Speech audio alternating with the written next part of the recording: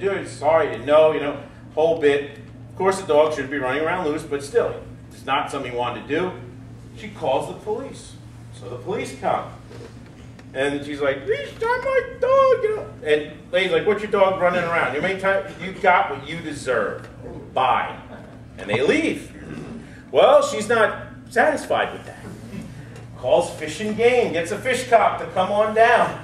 So the fish cop comes on down. He'll be her white knight, okay? So what is he? He looks at oh, here's this new law. Relatively new. It says, failure to report shooting a dog. Charges my guy with that. So the problem is with any Fish and Game violation, it's a 1-year loss of your hunting ability and fishing ability. You lose it.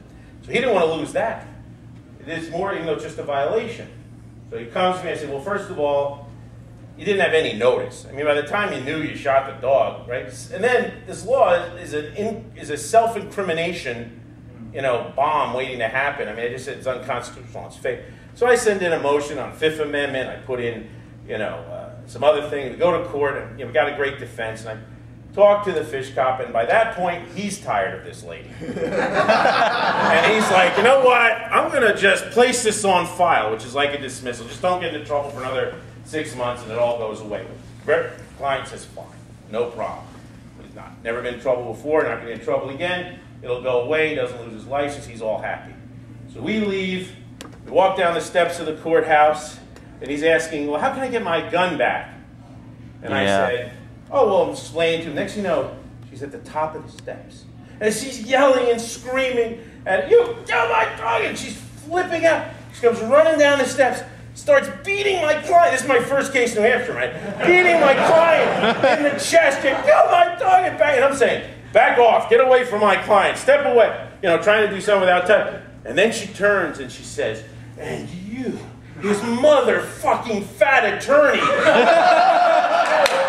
At which time I said, how dare you call me an attorney? That's right. She was stunned. And then the sheriff's officers grabbed her. And then they're like, my client's called up in a ball, and the sheriff, are you okay? Are you okay? And he just says, I'm just laughing so hard I can't stop.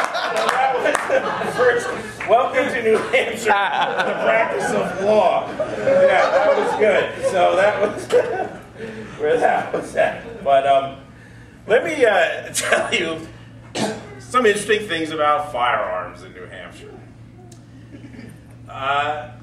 Some people say, why have such a thick book? Well, I tried to cover all the issues and have all the laws that could possibly affect firearm rights.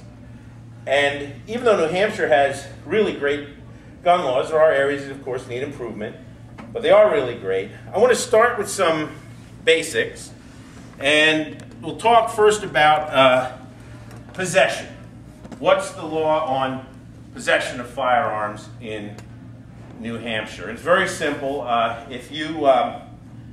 There's no license required to possess rifles, pistols, shotguns, even machine guns, suppressors. There's no license to possess them under state law.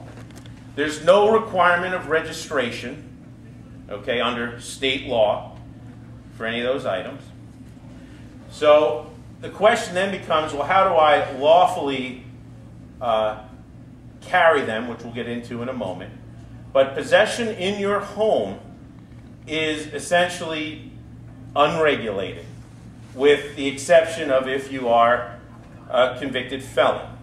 Then there is a deadly weapon prohibition for felons. And if you don't fall under that category, then there's no possessory prohibitions. But of course, other than just keeping in your home, the real question becomes, what about carrying firearms? And that, of course, carrying, we think of the carry license, and of course it's not a permit here, it's a license, or transport, which is often blended to carry. Now let's just say there's some really interesting, crazy grid of carry in New Hampshire. I'm going to surprise you with some things right now.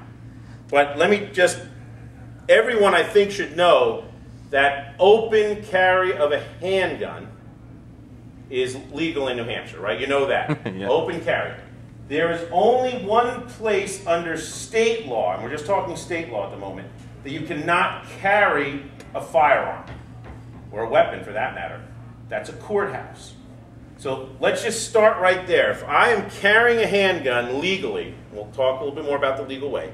In this case, openly, I can carry anywhere except a courthouse under state law. Now, you know, many states have prohibitions, public places, gatherings, you know, bars, restaurants, libraries, groups, you know, all these places, churches.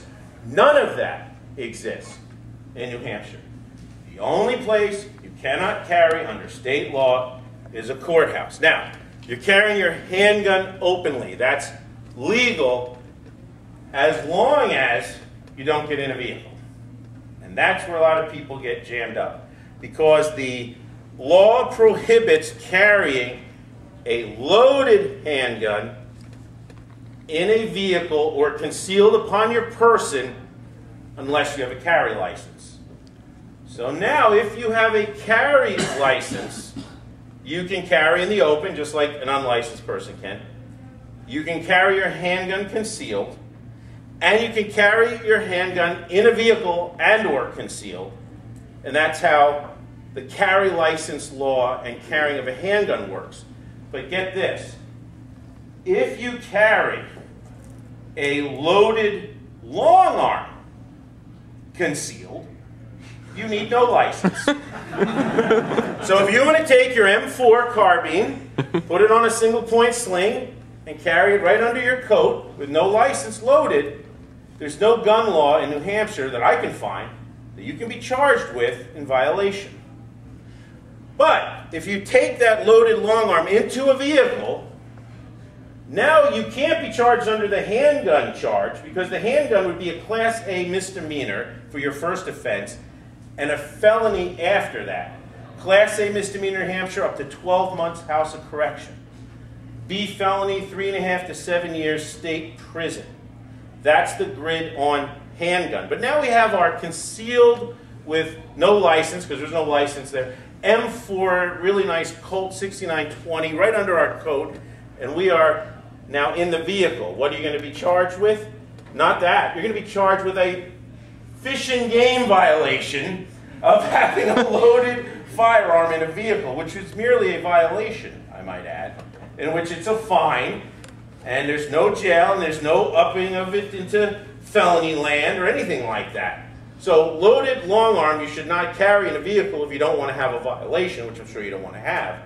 But it just shows you the kind of absurdity in a way that if I have, you know, a .22 handgun, I could run into problems, but my, you know, .308 carbine or whatever rifle I want to have, or my shotgun, fully loaded, you know, my nice Benelli M4, no problem, ready to roll, concealed under my coat. Or if I get in that vehicle, I'm looking at a violation. So it is odd how that works. Now, yes. What about open carry of long guns? No, again, there's no law on open carry of long guns loaded, just like there's no law on open carry for handgun, other than going into a courthouse with either firearm. That would be prohibited. Yes. What about, specifically in my town, we happen to use the courthouse to hold town council meetings. And so the courthouse security is not in effect, but you do walk through the shell of the magnometer that they have